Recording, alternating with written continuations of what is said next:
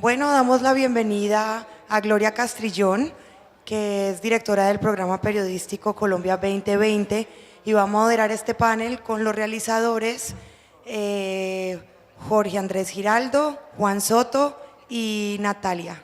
Bienvenidos.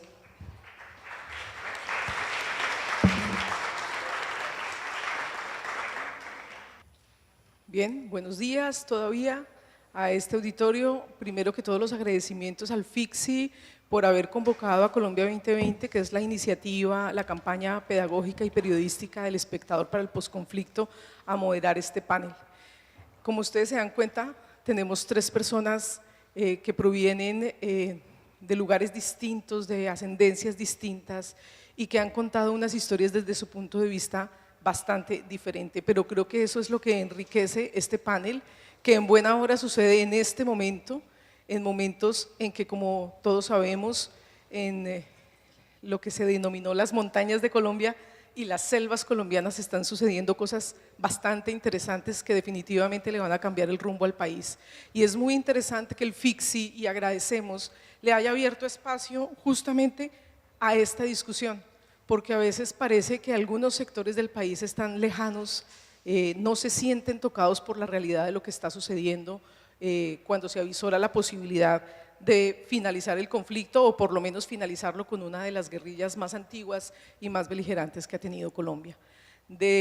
Con ese saludo y ese principio le doy la bienvenida a nuestros tres invitados. Jorge Andrés Giraldo es sargento de la Armada Nacional. Recientemente se graduó como comunicador audiovisual en la Universidad Javeriana de Cali. Próximo a ello. Próximo a ello, muy bien. Y Juan Soto, colombiano, aunque a veces despiste su pinta, pero no, es colombianísimo. Y albino. Estudió en Cuba y ahora vive en Londres, está haciendo cine desde hace algunos años y pues bueno, ha venido aquí a contarnos una historia bastante interesante. Y tenemos también a Natalia, una colega, periodista, ha trasegado por otros conflictos en el mundo, ha sido principalmente corresponsal extranjera de varios medios, corresponsal de varios medios colombianos en el extranjero. Así que no quiero pues como adentrarme a mayores presentaciones porque creo que la voz la deben tener ellos principalmente. Muy bien, y yo quiero hacerle como entrada a este conversatorio una pregunta para los tres panelistas. Les pido tratar de tener un uso moderado del tiempo para que tengamos mayor cantidad de preguntas y que ojalá al final pueda el público también participar con sus preguntas. La primera pregunta es, ¿por qué contar las historias que contaron en sus películas? ¿Y qué creen que aportan sus trabajos a la reconciliación del país? Empecemos por Natalia. Así. Bueno, El silencio de los fusiles, para quienes no la hayan visto, es la historia que cuenta dentro del contexto del proceso de paz como dos enemigos que durante muchísimos años intentaron derrotarse el uno al otro a través de las armas, de las bombas, de las minas quiebrapatas, de todas esas cosas que hemos visto por tantos años en los noticieros, deciden un día sentarse en la mesa para intentar solucionar sus diferencias a través de otra arma que yo creo que es mucho más poderosa y digamos mucho más estructural si se habla de un cambio a largo plazo y de una verdadera revolución, que es el arma de la palabra y de la fuerza de las ideas. Dentro de ese marco, cuando inicia este proceso de paz, y yo sé que se va a dar un escenario en el que una vez más hombres y mujeres que estuvieron en la clandestinidad por tantos años, deciden cambiar sus armas por la lucha exclusivamente de la palabra. Yo sentía que esa historia obviamente tenía que ser contada. Habían otra cantidad de elementos que me hicieron a mí empezar a sentir que este iba a ser como el último intento que podría hacerse para que esta guerrilla transitara hacia la vida política, la edad de los comandantes, el contexto internacional que había en ese momento.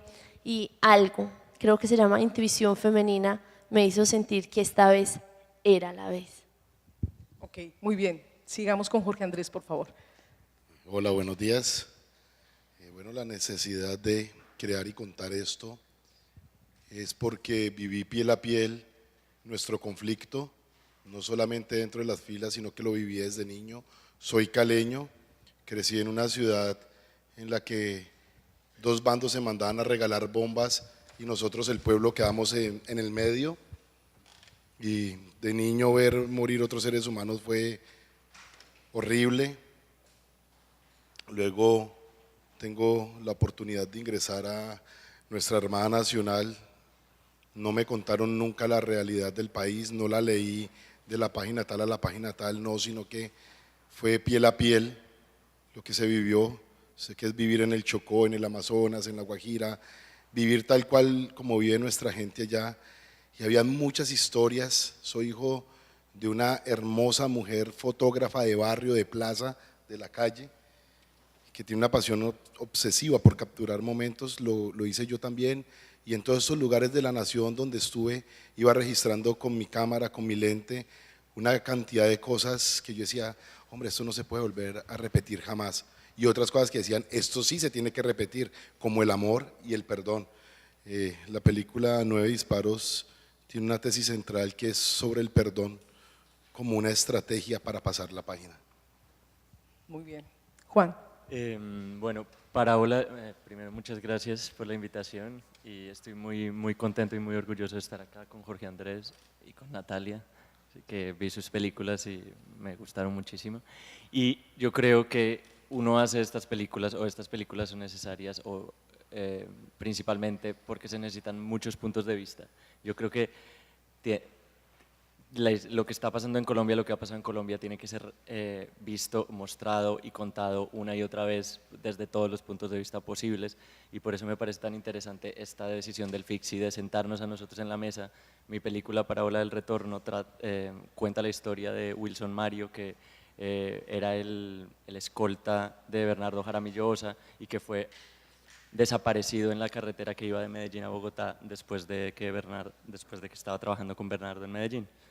Entonces yo me inventé un sistema a través de esta película, de Parábola del Retorno, por el cual Wilson Mario, cuando es desaparecido, él logra, según mi película, él logra escaparse y se exilia en Londres.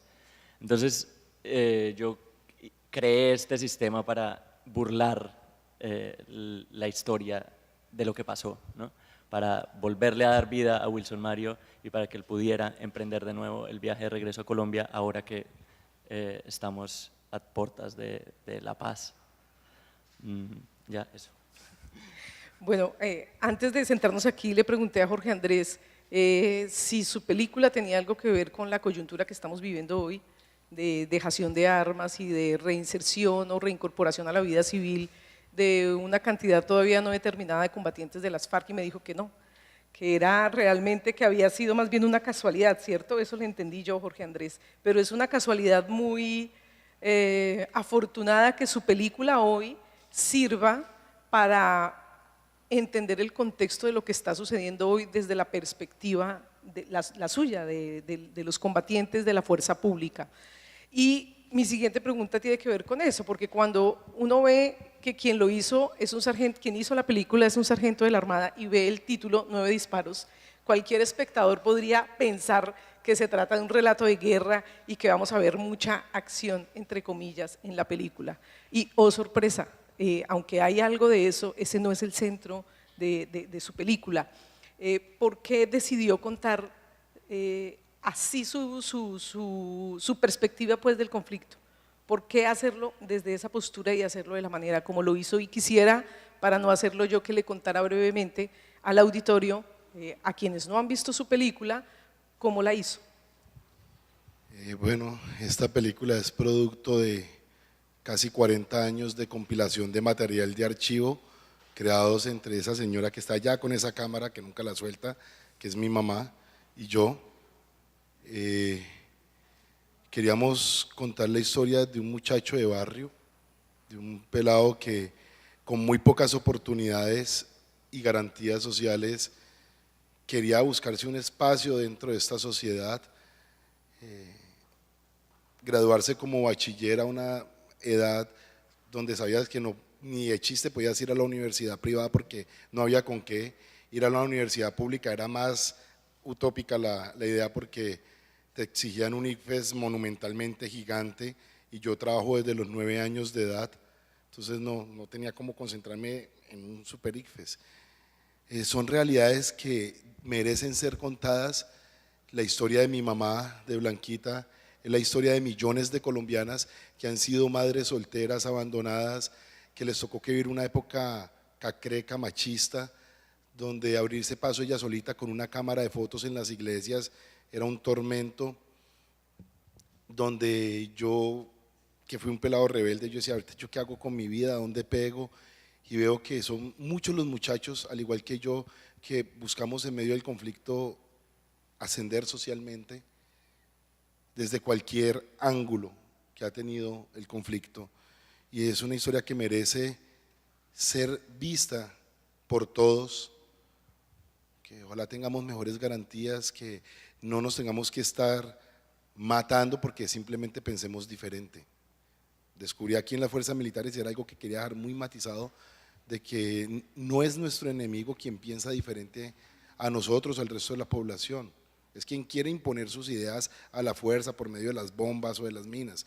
Del resto, bienvenidas todas las ideas, y este ejercicio fue muy duro, Gloria, a mis compañeros que están aquí, compañeros, fue muy duro enfrentarse a esas imágenes, a enfrentarse al pasado.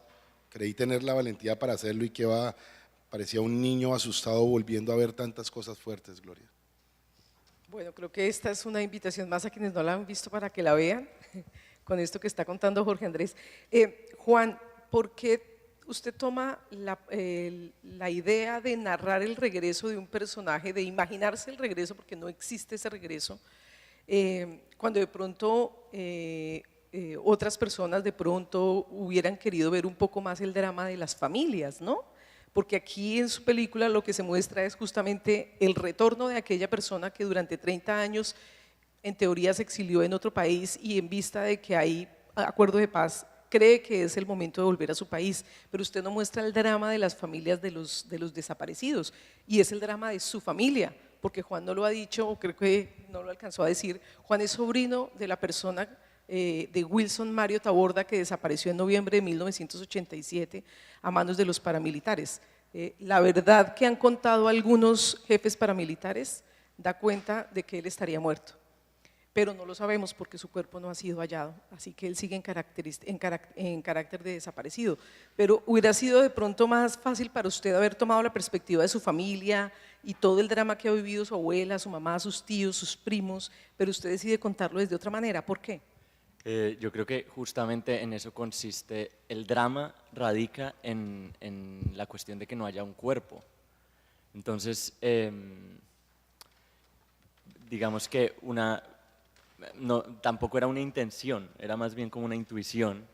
Yo creía que si lograba de alguna manera darle no un cuerpo, porque en la pantalla no hay cuerpos, pero una corporeidad o una personalidad, una forma de mirar a ese personaje, pues a lo mejor eso iba a sanar mejor esa gran herida que se había quedado por la ausencia de cuerpo, ¿no? Entonces yo creo que la película lo que hace, reviviendo a este personaje, lo que hace es que le ayuda también, me ayuda a mí en principio, y tengo la esperanza de que le ayude a mi familia, y tengo la esperanza de que cuando lo vean otras familias que les ha pasado lo mismo, también les ayude a ellos, a que pensemos que las personas que han desaparecido en el conflicto siguen de alguna manera vivas en nuestra memoria, y cuando los recordamos. La película está, todas las historias que cuenta Wilson Mario en la película, este personaje que yo me inventé volviendo de Londres a Colombia, yo las recopilé con gente que lo conoció y que vivió esta experiencia de su desaparición de primera mano. Entonces, eso también hace que las historias que cuenta Wilson Mario sean muy cercanas y muy íntimas. Y yo creo que eso es lo que se pierde cuando se pierden las personas, cuando se desaparecen, su intimidad, sus deseos, la posibilidad de un futuro, de tener una familia, o yo qué sé, cualquier cosa que fuera a pasar, eso es lo que se pierde, ¿no? La posibilidad de un futuro. Y creo que finalmente también creo que lo alcanzamos a conversar, Juan, tiene que ver pues con que Juan es la segunda generación de esa familia, ¿no? Y a pesar de que viviste el dolor que vivió tu mamá, tu tía, tus primos, no fue directamente tu papá, sino fue un tío, y tú creciste y viviste por fuera del país y te educaste por fuera del país. Y creo que también la perspectiva de querer ver el drama de una manera distinta hace parte de esa intención, ¿no? Sí, sí, yo creo que esa distancia crea perspectiva y me ha permitido a mí hacerme un poco para atrás y encontrar esas formas, cómo narrar esto de otras maneras. Si yo lo hubiera vivido de forma más directa, a lo mejor lo que tendría que contar es ese dolor y esa cosa y no lo que conté. Finalmente contaste. Sí. Bien, gracias. Natalia, ¿cómo sabemos que nos contaste ya que decidiste que querías hacer la apuesta por contar casi que el minuto a minuto lo que estaba sucediendo en esa negociación en La Habana? Pero ¿cómo tomaste la decisión? ¿Desde qué punto de vista lo ibas a contar? Porque tu punto de vista en la peli está desde el minuto 0 y en el minuto 1:55 vuelve y está. Nos estás recordando todo el tiempo tu punto de vista. ¿Cómo tomaste esa decisión y por qué ese punto de vista? Yo creo que el proceso de paz, yo antes de todo quiero felicitar aquí a mis compañeros, porque veo que de forma más cerca, más lejana han sido víctimas de esta guerra, y para mí las personas como ustedes que son capaces de pasar a víctimas, a ser activistas a través o del arte o de otros medios, para que pasemos la página, para hacer catarsis, son un misterio. O sea, yo siento que no estoy sentada frente a unos compañeros realizadores, sino frente a dos misterios, porque obviamente en sus discursos hay un discurso de perdón y eso significa mucha grandeza. Yo no sé cómo, de dónde sale, pero para mí es un gran misterio esa grandeza y esa dignidad de hacer del dolor historias que le sirvan a otros. Me parece maravilloso. Y para responder, Gloria, a tu pregunta, yo creo que el proceso de paz y todo este conflicto nos ha tocado a todos los colombianos de una manera muy distinta. Incluso cuando se dio el referendo y hubo votos del no, ahí decían los enemigos de la paz, y yo decía, es mentira. Yo creo que dentro de muchos de los colombianos que votaron no también hubo un gran debate, un gran dilema interno, muchas veces muy doloroso, sobre qué era lo correcto o qué era lo mejor para el país. Entonces, dentro de esa perspectiva, dentro de una mirada muy respetuosa a la forma como cada quien tramita el dolor o tramita la rabia o tramita la frustración, yo sentía que la única manera para contar cómo se vivía este proceso de paz era contarlo en primera persona. Por todo lo contrario a lo que muchas veces se puede pensar, que es muy ególatra, no, es porque yo no tengo el derecho de hablar en nombre de los colombianos. Yo no podía decir, entonces los colombianos sentimos indignación, o entonces los colombianos sentimos alegría, o entonces los colombianos, porque ¿quién soy yo para hacerlo? Yo lo único que podía decir es, así lo viví yo. De hecho, yo no puedo decir, así pasó, porque en realidad así pasó para mí. Así pasó frente a mi mirada, frente a mi visión de mundo, frente a mi visión de la guerra y de la paz, que seguro está cargada de los principios que me inculcaron mi papá y mi mamá, de mis historias, de mis amores, de mis odios, de mis pasiones. Entonces esa fue la decisión, fue en respeto a una audiencia y a una Colombia que yo sé que vivieron, si somos 40 y tantos millones de colombianos, creo que vivimos este proceso de paz de 40 y tantas millones, diferentes formas de sentirlo. Bien, Natalia, de eso creo que se trata, de que cada quien tiene su punto de vista, y tenemos aquí tres bastante diferentes, insisto, pero bastante enriquecedores porque se complementan mucho. Jorge Andrés ayer en alguna charla que tuvimos tuve la oportunidad, y le cuento al auditorio, Jorge Andrés ha estado más ocupado tal vez que todos los directores de cine que están en este festival. Y me permito contar de pronto una infidencia frente a los superiores de Jorge Andrés que están aquí, un almirante y un capitán, perdóneme que no recuerde sus nombres, pero Jorge Andrés ha estado dedicado no solamente en este festival, sino en otras ocasiones, dedicado a mostrarle su película a miembros de la institución, de su institución, de la Armada Nacional. Y veo que sus superiores y sus compañeros han tomado su película como una muestra de cómo hacer reconstrucción de memoria histórica desde las instituciones. No sé qué tanto fue su intención de hacer eso, o cómo es que resulta usted contando esa historia y hoy haciendo parte de esta reconstrucción de memoria histórica, que es un proceso bastante interesante que comienza en nuestro país, es un tema que se está poniendo de moda, un poco por llamarlo de alguna manera, y yo supongo que vamos a ver muchas reconstrucciones de verdad y de memoria desde diferentes puntos de vista, lo cual es valioso. Sería interesante que todos estos ejercicios de verdad, como el que hizo Juan, como el que hace Jorge Andrés y como el que hace Natalia y como muchos más que están creciendo en diferentes lugares del país, dialoguen en algún momento esos ejercicios de memoria y se complementen.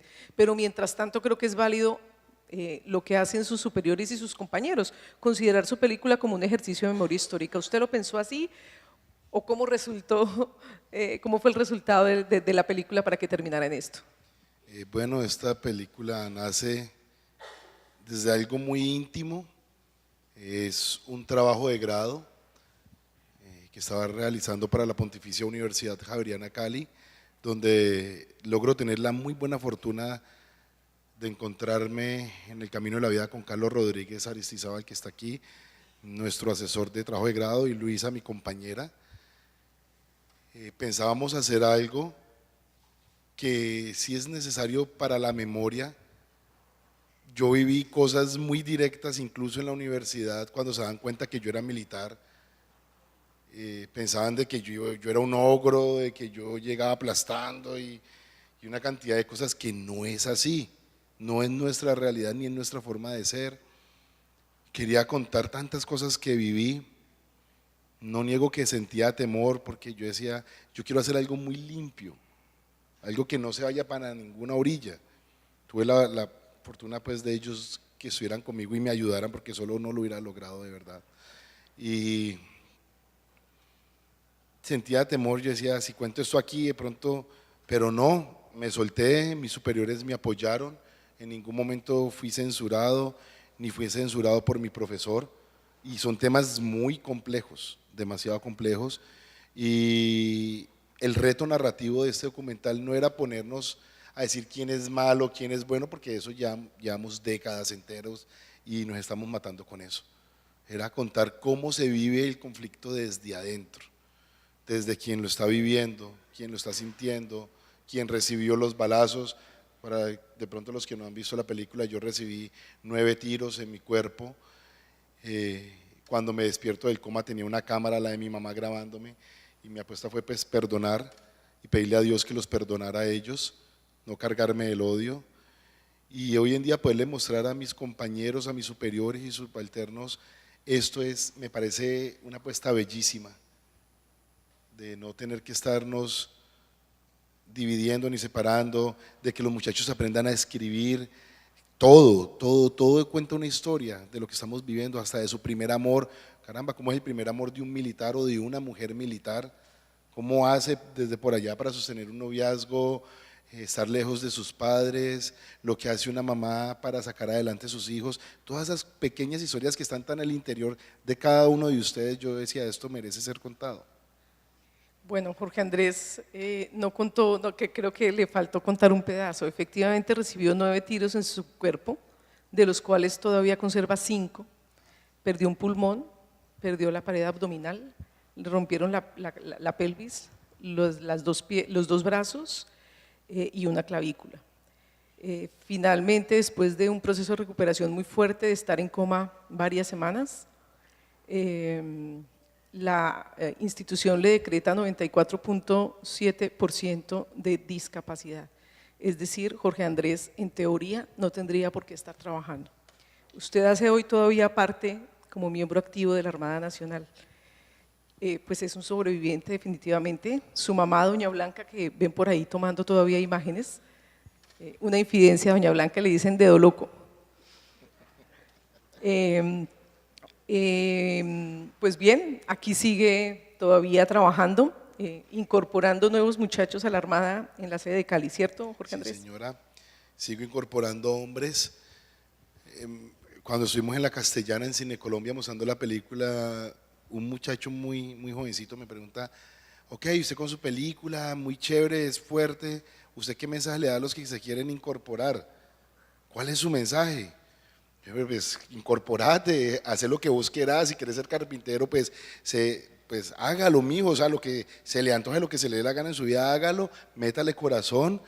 Ser militar no es sinónimo de guerra, pues de hecho nuestra principal ideología, nuestra punta de lanza es la paz, y obviamente pues ya entramos a corregir quien quiera transgreder la paz, pero hombre, ¿quién más que nosotros queremos vivir tranquilos y no tener que estar levantándonos a candela? Y veo mucha esperanza en estos niños que quieren ingresar con nosotros. No critico ningunos otros que quieran coger ningún otro rumbo. Eso es lo bonito, la pluralidad de pensamiento. Cuando nosotros entendamos en Colombia, donde nos hemos lastimado tanto los unos por los otros por diferencias, de que hombre, Natalia, Juan, vos, todo el mundo, piense lo que usted quiera y hablemos tranquilos. No tenemos que sublevarnos por las cosas, y este trabajo de incorporación sigue siendo fuerte.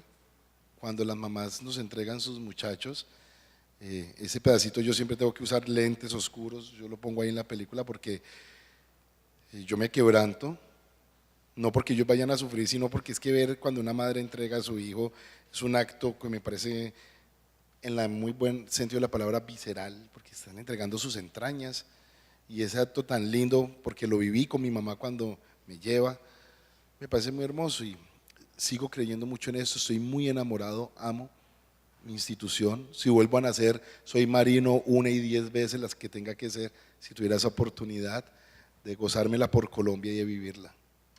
Bien, Jorge Andrés. Juan, en la película, yo no sé si algunos militantes que la hayan visto de la UP le hayan preguntado por qué no hay allí dentro de su película más perspectiva o más dimensión de lo que fue el exterminio de la UP. Finalmente fue borrar de un tajo una generación de colombianos y colombianas que tenían una forma de pensar de pronto distinta en ese momento. ¿Por qué? ¿O cuál es su apuesta para no hacer como tanta mención al tema del exterminio de la UP? Yo quise salir de esa cuestión desde el primer momento, y lo que hice fue que agregué un intertítulo al principio que dice la Unión Patriótica fue exterminada, más de 5.000 personas fueron desaparecidas, y ya salí de eso porque esa no es la cuestión de la película. Digamos que eso es simplemente el marco o una información que le sirve a un espectador de afuera o a nosotros mismos para enmarcar el universo del personaje. Pero la cuestión yo creo que va mucho más allá. Yo no estoy haciendo un statement político, yo no estoy haciendo un panfleto pro UP, ni no tengo ninguna afiliación política, ni cargo ninguna bandera de ningún partido. Entonces yo simplemente, eso me tocó a mí, a mi familia, y a mí ya bastante tangencialmente, pero desde una cuestión más personal, ¿no? Perder un miembro de la familia desde más allá de que fuera miembro de la UP o no, si hubiera sido militar o si hubiera sido guerrillero o cualquier cosa, la película quizás seguiría siendo lo misma, y lo único que cambiaría sería la cosa del principio, que diría otra cosa. De acuerdo, y tal vez por eso ese valor que le está dando Juan es el que creo que ayuda a que cualquier persona que haya vivido el drama de los desaparecidos se conmueva y se vea identificado con su película. Sin importar de por qué bando o por qué parte del conflicto ha sido desaparecido, ni a cuál pertenecía. Ni a cuál pertenecía. Son los valores justamente de esa película. Y quiero preguntarle ahora a Natalia, en este país tan polarizado, ¿cuáles fueron los dilemas éticos que enfrentaste al hacer tu documental? Te enfrentaste a hombres y mujeres de la guerrilla que han cometido los actos o parte de los actos de esta guerra más cruentos, más dolorosos y sangrientos para el país. Pero también te sentaste frente a funcionarios públicos que estaban siendo criticados aquí en Colombia porque decían algunos de sus críticos que estaban entregando el país al terrorismo. ¿Cómo encontrar una postura en medio de esa polarización tan fuerte para contar la historia? Sí, efectivamente, pues no es fácil, uno se sienta frente a comandantes guerrilleros que uno sabe o que han ordenado o que han hecho actos monstruosos, pero también uno se sienta frente a militares que también han cometido excesos en esta guerra, excesos dolorosísimos, que como las heridas que nos dejaron la guerrilla, también nos van a dejar historias muy dolorosas, por ejemplo, por sus vínculos con los grupos paramilitares. Pero Gloria, también nos hemos sentado frente a políticos y frente a empresarios que han financiado estos grupos paramilitares y guerrilleros y que han dado la plata para, por una u otra razón, defender sus intereses, y que cada peso, cada dólar o cada millón de pesos que daba se convertían en balas que muchas veces terminaron adentro de cuerpos de seres humanos maravillosos como ellos, o como niños, o como civiles. Es que nosotros nos hemos sentado frente a los actores de la guerra, armados o desarmados, durante mucho tiempo, y no porque tengan camuflado o porque tengan uniforme o porque tengan corbata, son más o menos responsables. Entonces, esa fue la premisa con la que me senté. En esta guerra, los armados y los no armados han contribuido en menor o mayor proporción al dolor que tenemos los colombianos, pero también nosotros, también los que pensamos que las armas no eran el camino, porque es que muchas veces nos dejamos ganar del egoísmo y de la indiferencia. Yo cuando supe de tu trabajo, yo decía, ay, a mí me da como hasta pena, porque a los soldados que se juegan la vida por nosotros, los hemos dejado solos. O sea, cuando las FARC masacran a 11 soldados en el Valle, después de habernos hablado de paz y de habernos hablado de reconciliación, a lo último del proceso, y salen estas imágenes de estos soldados, unos soldaditos, porque eran muy jóvenes, desangrándose en el piso. Eso era para que el país entero saliera a protestar. Cuando nosotros nos dicen que hay unos sectores militares unidos con unos paramilitares que han cogido unos campesinos y los han disfrazado de guerrilleros y los han presentado como falsos positivos, eso era para que nos volcáramos a la calle a exigir verdad, a acompañar a esas mamás. Y muchas veces veíamos esos noticieros, apagábamos y nos íbamos a comer helado con el novio o nos íbamos a bailar. Entonces, con esa premisa, con esa posición ética de que yo, antes de juzgar, tengo que tratar de entender por qué dejamos que todo esto le pasara a tanta gente, como dice alguien en el documental, fue que, digamos, enmarqué mi posición ética frente al documental. Muy bien. Muy interesante tu reflexión, Natalia, y quiero seguir ahora con Jorge Andrés. Voy a hacer una última ronda de preguntas y luego abrimos al público para sus inquietudes a los panelistas. Jorge Andrés, ayer en algún momento incluso le hablaba yo, y es una premisa que siempre pues, le he puesto de presente a algunos miembros de la fuerza pública. No intento cuestionar las decisiones en cuanto hacen sus campañas o sus eslogan, pero en algún momento, cuando nos venden que los hombres y mujeres de las Fuerzas Armadas o de la fuerza pública son los héroes de la patria, de alguna manera los estamos deshumanizando, porque el héroe en las películas no muere, el héroe en las historietas jamás resulta herido, jamás está en peligro de muerte. Tiene algunos riesgos y sale medianamente rasguñado, pero el héroe no se despeluca. Y resulta que usted y todas las historias que hemos visto durante 52 años de conflicto, aunque aún todavía haya un debate sobre si ustedes son víctimas del conflicto o no, porque ese todavía es un debate que está vivo, pues de alguna manera hemos tomado como si ustedes no sintieran, como si ustedes no lloraran, como si no tuvieran familias, como si no tuvieran quien los extrañara y quien se doliera por ustedes, porque son héroes y a los héroes no les pasa nada. Un poco su película para mí es decir, no son héroes, sencillamente son seres humanos que se vieron envueltos en una situación como la suya. Una de las frases finales de Jorge Andrés en su película es cuando está incorporando a los jóvenes, veo en esos jóvenes los jóvenes que yo vi, ¿cierto? Los jóvenes como usted. Quiero que me cuente qué tanto se siente como héroe y qué tanto cree que su película, digamos, de alguna manera desarropa a esos héroes y los muestra como seres humanos. Con o sin uniforme soy un ser humano, soy tan persona como todos, como Natalia, como Juan. Tengo un corazón, miedos, expectativas de la vida, deudas, pago servicios públicos, pago muchas cosas. Somos seres humanos que hacemos un trabajo excepcional, de mucha entrega, de entregar nuestra juventud, muy convencidos con el corazón de lo que hacemos. La palabra héroe aquí en esta película no, bueno, ni siquiera la pensé, heroizarme o nada de esas cosas. Tal vez yo aún no mucho es en la parte femenina, o sea, si hay héroes son estas mamás, o sea, es que es de verdad, y quería yo hacer un honor a todas las mamás a través del espejo pues de mi mamá. El pueblo colombiano es el héroe porque este es el que está sufriendo todo y es el que ha aguantado y sigue aguantando tantos vejámenes que han existido. Somos seres humanos que, al igual que la guerrilla, que todos tenemos un corazón.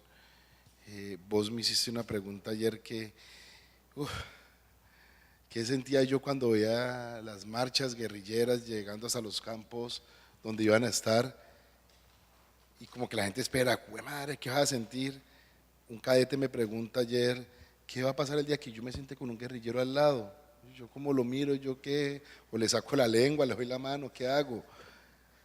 Hombre, ese guerrillero es tan ser humano, es tan hijo del pueblo, es hijo de una madre, es un hermano, y esos pelados se fueron siendo niños, se los llevaron cuando tenían 9 años, 10 años, no tuvieron la oportunidad de ser de su infancia, y que ahorita vuelvan otra vez a ver a su mamá, a sus hermanos, que puedan realizar un noviazgo, carajo, bienvenido eso, bonitísimo, o sea, muy hermoso, es muy bonito que puedan sentir lo que tenemos derecho a sentir todos nacimos libres, o sea, sentir eso es muy bacano y ya. Bien, gracias. Juan, ¿qué se quedó por fuera de la película que pueda ser digno de pronto de otra película? Porque después me vine a enterar que Parábola del Retorno es casi como la segunda parte de una película anterior. ¿Esto puede ser una saga incluso? Espero que no. Espero que sea la última película sobre esto que tenga que hacer. Ok, pero cuéntenos un poco sobre La Gran Cicatriz, que fue la primera parte de esta película y que también pues, tiene mucho que ver con el tema para que entendamos por qué está haciendo estas dos producciones.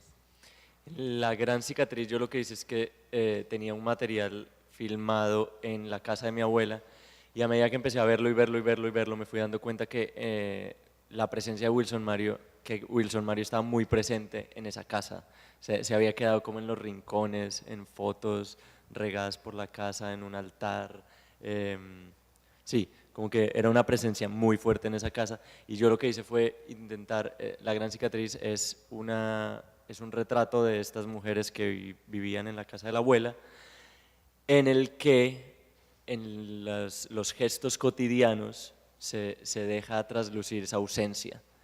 Y esa película termina con las mujeres de esta casa, mi abuela, mi tía, mis sobrinas, mis primas, viendo el video con el que termina Parábola del Retorno. Lo que pasa es que en La Gran Cicatriz ese video nunca llega a verse, solo vemos las expresiones de ellas al verlo. Y en ese sentido sí que se me había quedado ese video por mostrar, ¿no? Y eso fue un poco también tener esos 5 minutos de Wilson Mario en movimiento, que son las únicas imágenes, están corroídas, casi que ni se ven, pero son las únicas imágenes que existen de él. Eso sí a mí me cargaba como con un peso de que tenía que hacer algo con eso y no sabía qué y cómo. Y bueno, y a medida que fueron pasando los años, pues fui encontrando esta forma de poner estos videos en una narrativa y en una película que es en lo que se convirtió Parábola del Retorno.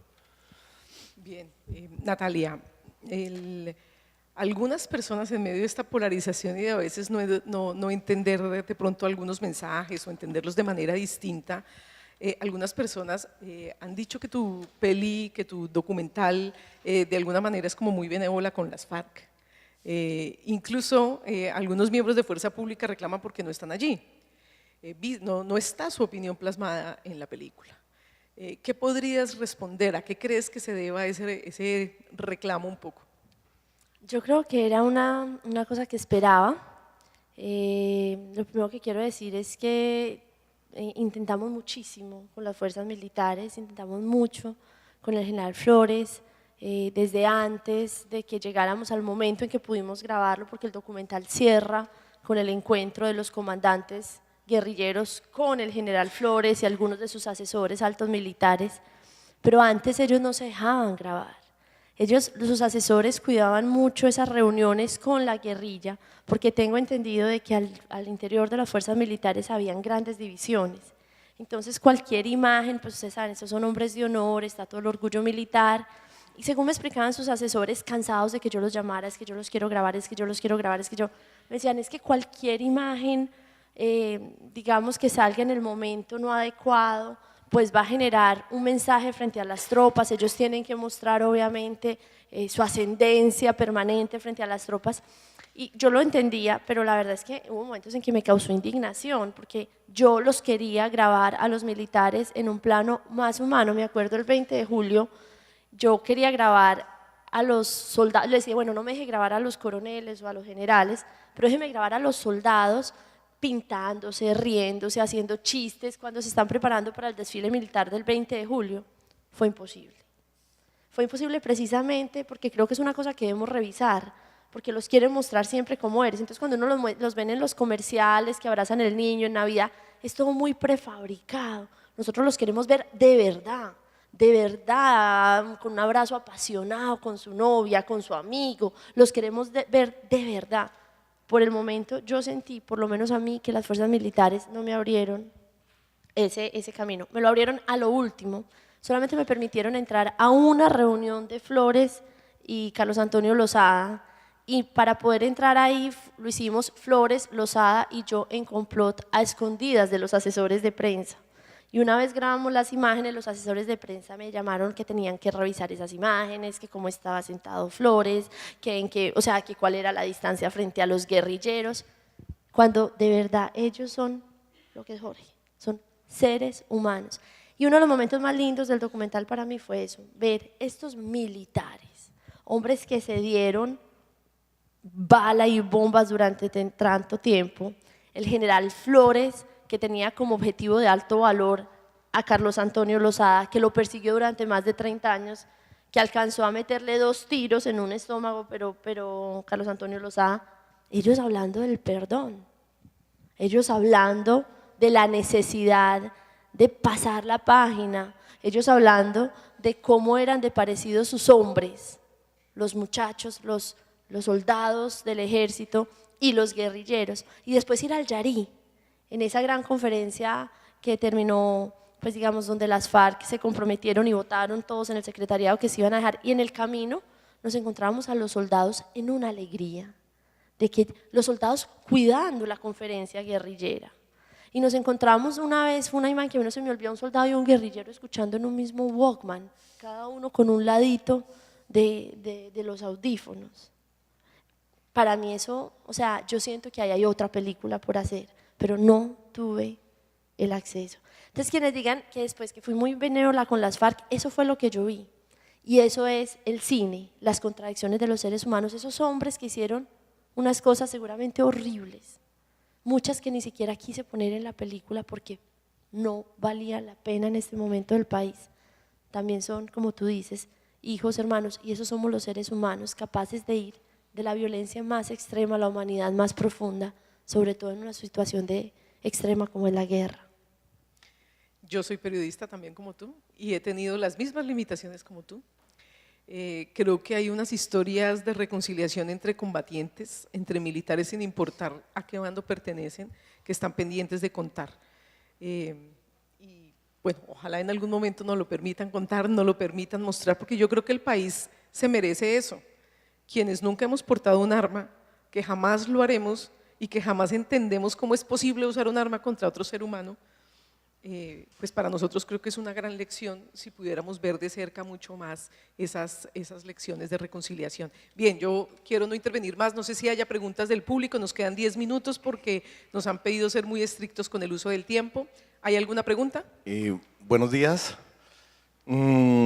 Quisiera hacer un breve comentario a propósito de la película de Natalia. Me parece, digamos que es una película muy pertinente. Durante 4 años hemos visto imágenes y noticias por el proceso de paz, pero este país sin memoria, ahora ya estamos en el problema de la corrupción y entonces ya el proceso de paz es algo que ocurrió y me parece que es un documento de consulta hoy, mañana y que permitirá a los colombianos, pero también fuera del país, tener una noción como más clara de lo que fue el proceso. Y también quería hacer una breve mención a la película Besos Fríos, invitar a la sala a poder ver esta película de Nicolás Rincón, en la cual se habla del sentimiento de las madres de Soacha, víctimas de este conflicto, donde, digamos, se puede apreciar desde otro punto de vista cómo ha sido su fuerte proceso durante estos años en la búsqueda, digamos, de la justicia por el caso de sus hijos, pero también en la necesidad de asumir emocionalmente lo que significó la pérdida de sus hijos. Gracias. Las madres de Soacha están aquí presentes. Wow. Bueno, buenas tardes, creo que ya tarde, sí. Yo vengo mi nombre es Alexander Cobo, director de una corporación cultural en el Meta. Nosotros hacemos cine con mucha dificultad. Una zona donde tenemos 3 zonas veredales. Tenemos la Y en la Macarena, tenemos la cooperativa en Vista Hermosa y tenemos Bellavista en Mesetas. Y ahora escuchándolo a ustedes, nos parece que nos estuviera hablando a nosotros. Nosotros somos, no somos los únicos, pero sí nos han cascado duro la violencia. El primer senador que mataron de la UP fue del Meta, ¿sí? O sea, lo mataron delante de la hija, cuando la estaba llevando al colegio en la Netza de Villavicencio. Contarles que en el centro de Villavicencio nos mataban gente, líderes sociales, líderes de la UP, es contarle cosas. Contarle lo que pasó en el Castillo no tenía historias. Contarles Casa Verde, ya ustedes la saben. Contarles, bueno, todo, contarles que no podíamos conocer el departamento, no podíamos caminar, las bellezas que tenemos, encontramos las piscinas del Güéjar, se las recomiendo, las piscinas del Güéjar es unas maravillas de la humanidad que la estamos descubriendo ahorita en el posconflicto, ya podemos irnos a bañar allá. Aprovechando que está el director de cultura del departamento, y lo voy a aquí públicamente de una vez dejarlo enganchado, yo creo que tenemos que llevar sus documentales al Meta y ojalá en todas esas zonas golpeadas tenemos que estar ustedes. Esos documentales es para estar allá, tienen que hacerse públicos. De parte mía que manejo cine a las estrellas, o sea que tengo equipo grande de proyectores, pantalla gigante, si ustedes me lo permiten, ahora al final les cojo el teléfono y nos vamos para el Meta. ¿Listo? Para eso los hicimos.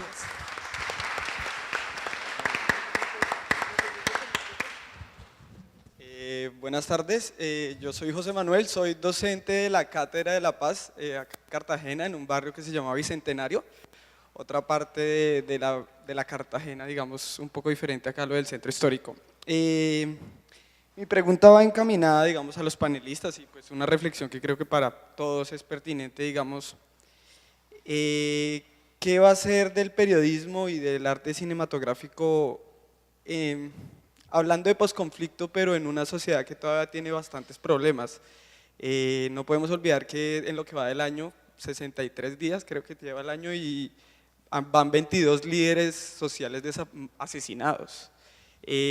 ¿Cómo vamos a hablar de posconflicto a partir, digamos, de la negociación entre dos actores, entre dos grupos, entre dos actores de la guerra que había en Colombia, pero donde todavía pervive un actor que es devastador, en el que también tenemos que hacer reflexión del perdón, también tenemos que hacer reflexión de memoria histórica, que es el paramilitarismo. cómo vamos a replantear, digamos, desde el periodismo y desde el cine y desde la docencia y desde todas nuestras labores como ciudadanos, lo que ha sucedido, lo que sucedió en Soacha. Yo también trabajé en Casucá, bueno, soy de Bogotá, trabajé en un barrio que se llama Casucá, donde también sucedió procesos de limpieza social, desaparición de jóvenes. Esa es como la reflexión, como la invitación, digamos, a que no nos quedemos hablando del posconflicto y que nuestra labor cotidiana siga encaminada a hablar de lo que verdaderamente, hablar de lo que continúa sucediendo en el país, planteándonos en algún momento un verdadero proceso de paz donde todos los actores, sociedad civil y actores armados, nos sintamos representados y podamos de verdad hablar de una paz en Colombia. No sé si alguno de los panelistas quiere contestar. Natalia, Jorge Andrés. Muy bonito lo que dijo el profe, muchas gracias. Yo creo que maestro, haciendo cine, escribiendo, documentando, no dejando eso ahí quieto. Hay registros audiovisuales a por botones de mucha gente. Es compilando ese material, es haciendo, es metiendo las fibras sensibles como lo hizo Natalia, teniendo esa valentía, la inteligencia de este muchacho, capacidad de perdonar, es hacerlo. O sea, yo te digo, yo creo que para los tres, decir, vamos a hacer una película, qué vaina tan dura, es duro, pero hagámoslo, o sea, no nos quedemos de pronto con esa buena esperanza, pero sin construirla. Manos a la obra, maestro, y estamos en un momento muy oportuno para hacerlo.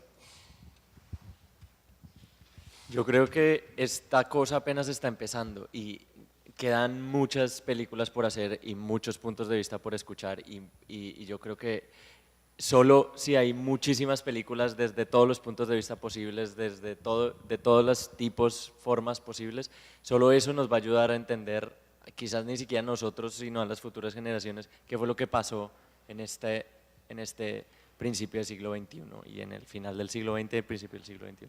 Solo si hay muchas películas y muchos puntos de vista vamos a poder entender esta cosa tan rara que ha pasado y que sigue pasando. Y yo quiero decir que ojalá esas películas movilicen también a la sociedad civil a rodear y apoyar a estas personas que se la jugaron por la paz, a protegerlas, a los soldados. Es que no les podemos dejar solo a ellos la responsabilidad de luchar contra el paramilitarismo. Es que tenemos que apoyarlos de alguna manera, haciéndoles sentir que valoramos el trabajo y cómo se juegan día a día la vida por nosotros. Hay que proteger la vida de los comandantes guerrilleros y de los guerrilleros que le apuesten con realidad y con sinceridad a la paz. No podemos dejar que se repita la unión patriótica, pero hay que condenar con absoluta, de forma radical y firmeza es la palabra, cualquier cosa que se salga de un exceso de uno u otro lado o las disidencias de las FARC. A las disidencias de las FARC va a haber que combatirlas, a los grupos paramilitares hay que combatirlos, si hay vínculos no santos entre este sector con disidencias o entre este sector con grupos paramilitares, hay que denunciarlos. Entonces yo pienso que ojalá las películas nos lleven también a mostrar la responsabilidad de nosotros. No podemos dejar a esta gente que está construyendo la paz, sean soldados o sean guerrilleros, solos. Tenemos espacio para una última pregunta. Buenas tardes, gracias. Yo quiero hacerle una pregunta pues a todos, y es ¿qué piensan sobre la impunidad? Sí, un poquito, no esa impunidad que reclama Álvaro Uribe ahorita y que no reclamó en el proceso de los paramilitares, sino esa voz de décadas, ¿sí? Preguntándose por el tema de la verdad y por el tema de la justicia en este país. No se va a empezar a hacer memoria ahorita, como dices tú, ¿sí? Sino que hay una voz que viene hace 50, 60 años reclamando que las escuchen. Entonces, pues, ¿qué piensan del tema de la verdad y de la impunidad? ¿Quién quiere empezar, Jorge Andrés? ¿Natalia? Yo, contrario a lo que dice la guerrilla y a lo que dice el gobierno, yo creo que en este proceso de paz sí vamos a tener que tragarnos una dosis importante de impunidad. Hay crímenes horrorosos que cometieron, como yo digo, todos los actores armados que no van a ser juzgados.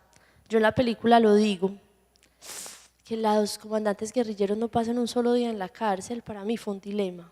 Y yo lo digo abiertamente, porque yo tengo una amiga que quiero mucho, que es Lady Tavares, la vendedora de rosas, sobre quien hice otra película, que llegó a pagar 15 años de cárcel por un crimen, digamos, mucho menor a lo que han hecho estas personas.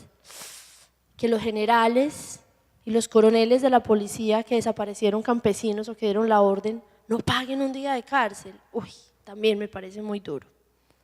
Pero si eso va a salvar la vida de un campesino, de un soldado, de un niño que no va a tomar las armas y se va a ir a un grupo armado, si eso va a llevar a Colombia a que no tengamos a nuestros colombianos más pobres y más humildes matándose entre sí, pues obviamente me entra en reversa, pero me lo trago, porque es que la vida de una sola persona lo vale.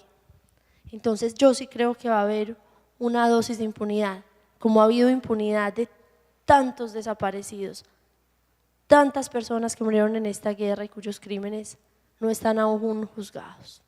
Yo me atrevo a meter aquí la cucharada, aunque no debiera, pero creo que adicionalmente el mecanismo que se creó de la Comisión de la Verdad en este sistema integral de justicia, verdad y reparación en el acuerdo, pues nos puede garantizar por lo menos conocer y saber la verdad. Y creo que ese sí es un derecho que debemos reclamar absolutamente todos los colombianos, tengamos o no tengamos una víctima directa o indirecta en el conflicto.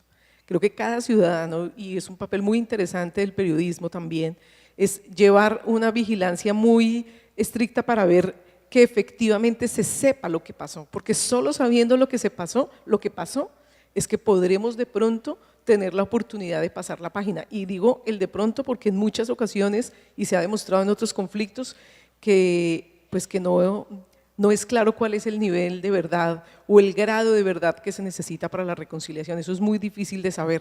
Alguna vez le escuché a una persona que decía que el grado de verdad y de justicia era diferente en cada sociedad y que solo la sociedad sería capaz de decidir qué tanta verdad quiere o necesita para pasar la página. Perdón la interrupción y sigo con Jorge Andrés, que quiere contestar. Sí. Con la pregunta que hiciste, recordé a un profesor que tuve en la Javeriana, un alemán, Klaus Dieter, con el cual hicimos una amistad muy bacana al final, porque al principio fue muy tenso.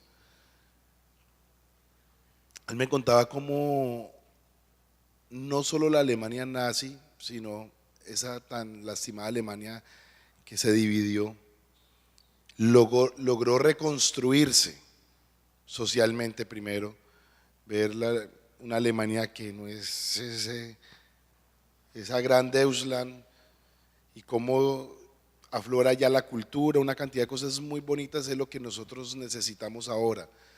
Cargarnos de odio, eso va a generar retaliaciones, venganzas. Creo que una apuesta muy bonita para que no exista esa impunidad está a través de narrar historias, de que no exista. Una cosa es perdonar, otra es olvidar, de que no se olvide lo que sucedió, para que nuestras futuras generaciones sepan, caramba, esto es tan nefasto que no nos podemos dar el chance, por ahí en el 2050 y algo, de dejarnos volver a meter cuentos o dejarnos siquiera que hayan brotes de lo que vivieron otras familias hace 50, 60 años atrás. Entonces, tenemos la oportunidad y es un compromiso social de todos, guerrilleros, nosotros, las tropas, el gobierno, nuestro pueblo, las instituciones y la parte educativa. Es una responsabilidad que nos compromete a todos para que esa impunidad no exista. Seguimos viendo después de no sé cuántos años, es lo del holocausto nazi, como 70 años, que se sigue hablando de quién era Hitler, de sus problemas psiquiátricos, para que, hombre, no estén admirando al mal, y se sigue haciendo un tipo de justicia, narrada audiovisualmente, plasmada en las letras, que es lo que a la larga nos queda. Bien, pues muchas gracias a los panelistas. Me dijeron que hasta la 1 tengo que ser responsable con el uso del tiempo. Muchas gracias a los panelistas, a ustedes. Y el mensaje que nos han dejado estos 3 colombianos me parece que es digno de escuchar y de seguir replicando. Gracias.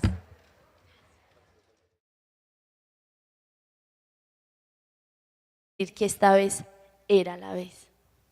Ok, muy bien. Sigamos con Jorge Andrés, por favor. Hola, buenos días. Bueno, la necesidad de crear y contar esto es porque viví piel a piel nuestro conflicto, no solamente dentro de las filas, sino que lo viví desde niño. Soy caleño, crecí en una ciudad en la que dos bandos se mandaban a regalar bombas y nosotros, el pueblo, quedamos en el medio. Y de niño ver morir otros seres humanos fue horrible. Luego tengo la oportunidad de ingresar a nuestra Armada Nacional. No me contaron nunca la realidad del país, no la leí de la página tal a la página tal, no, sino que fue piel a piel lo que se vivió. Sé que es vivir en el Chocó, en el Amazonas, en la Guajira, vivir tal cual como vive nuestra gente allá. Y había muchas historias. Soy hijo de una hermosa mujer fotógrafa de barrio, de plaza, de la calle, que tiene una pasión obsesiva por capturar momentos. Lo hice yo también. Bueno, ha venido aquí a contarnos una historia bastante interesante. Y tenemos también a Natalia, una colega, periodista, ha trasegado por otros conflictos en el mundo, ha sido principalmente corresponsal extranjera de varios medios, corresponsal de varios medios colombianos en el extranjero. Así que no quiero pues como adentrarme a mayores presentaciones porque creo que la voz la deben tener ellos principalmente.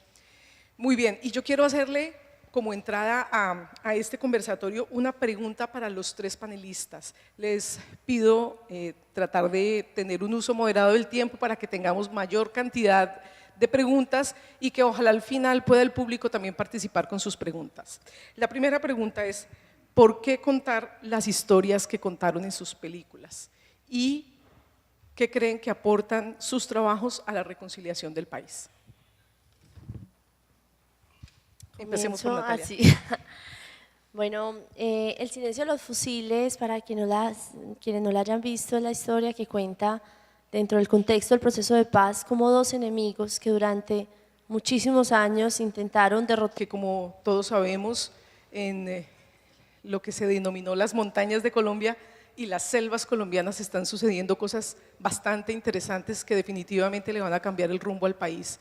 Y es muy interesante que el FICSI, y agradecemos, le haya abierto espacio justamente a esta discusión, porque a veces parece que algunos sectores del país están lejanos, no se sienten tocados por la realidad de lo que está sucediendo cuando se avisora la posibilidad de finalizar el conflicto o por lo menos finalizarlo con una de las guerrillas más antiguas y más beligerantes que ha tenido Colombia. Con ese saludo y ese principio le doy la bienvenida a nuestros tres invitados. Jorge Andrés Giraldo es sargento de la Armada Nacional. Recientemente se graduó como comunicador audiovisual en la Universidad Javeriana de Cali. Próximo a ello. Próximo a ello, muy bien. Y Juan Soto, colombiano, aunque a veces despiste su pinta, pero no, es colombianísimo. Y albino. Estudió en Cuba y ahora vive en Londres, está haciendo cine desde hace algunos años y pues bueno.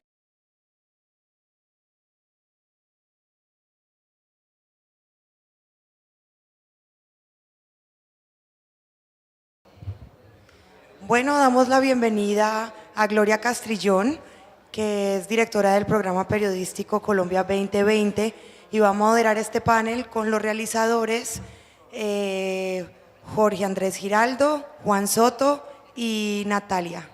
Bienvenidos.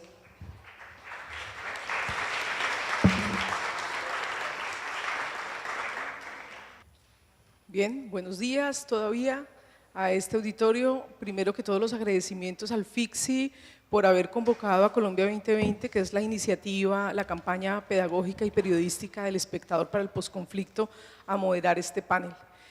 Como ustedes se dan cuenta, tenemos tres personas que provienen de lugares distintos, de ascendencias distintas y que han contado unas historias desde su punto de vista bastante diferente, pero creo que eso es lo que enriquece este panel, que en buena hora sucede en este momento, en momentos en darse el uno al otro a través de las armas, de las bombas, de las minas quiebrapatas, de todas esas cosas que hemos visto por tantos años en los noticieros, deciden un día sentarse en la mesa para intentar solucionar sus diferencias a través de otra arma que yo creo que es mucho más poderosa y digamos mucho más estructural si se habla de un cambio a largo plazo y de una verdadera revolución que es el arma de la palabra y de la fuerza de las ideas.